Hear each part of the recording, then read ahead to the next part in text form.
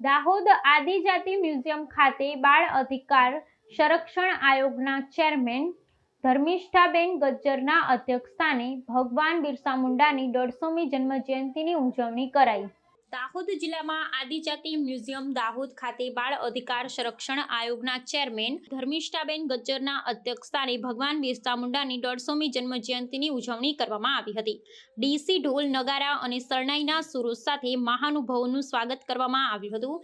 ગુજરાત સરકારના બાળ અધિકાર સંરક્ષણ આયોગના ચેરમેન ધર્મિષ્ઠાબેન ગજ્જરે આ પ્રસંગે સૌને ભગવાન બિરસા મુંડાની જન્મજયંતિની શુભેચ્છાઓ આપતા કહ્યું હતું કે સરકાર આદિજાતિઓ માટે આર્થિક, સામાજિક અને શૈક્ષણિક ક્ષેત્રે આગળ આવે એ માટે સતત પ્રયત્ન કરી રહી છે। આઝાદી માટે લડત ચલાવી પ્રકૃતિના પૂજક અને જળ, જમીન અને જંગલના રખેવાળ એવા આદિજાતિઓ માટે પોતાના પ્રાણની આહુતિ આપી હતી। આદિવાસી સમાજના સર્વાંગી વિકાસ માટે અનેકવિધ યોજનાઓ અમલમાં મૂકી ગુજરાતને આદિવાસી સમાજના વિકાસના સર્વગ્રાહી પ્રયાસો આદર્યા છે। ભગવાન બિરસા મુંડાની ઉજવણી પ્રસંગે ઉત્કૃષ્ટ કામગીરી કરનારા શિક્ષકો તેમજ શ્રેષ્ઠ દેખાવ કરનાર વિદ્યાર્થીઓનું ઉપસ્થિત મહાનુભાવના હસ્તે પ્રમાણપત્ર આપી સન્માન કરવામાં આવ્યું હતું।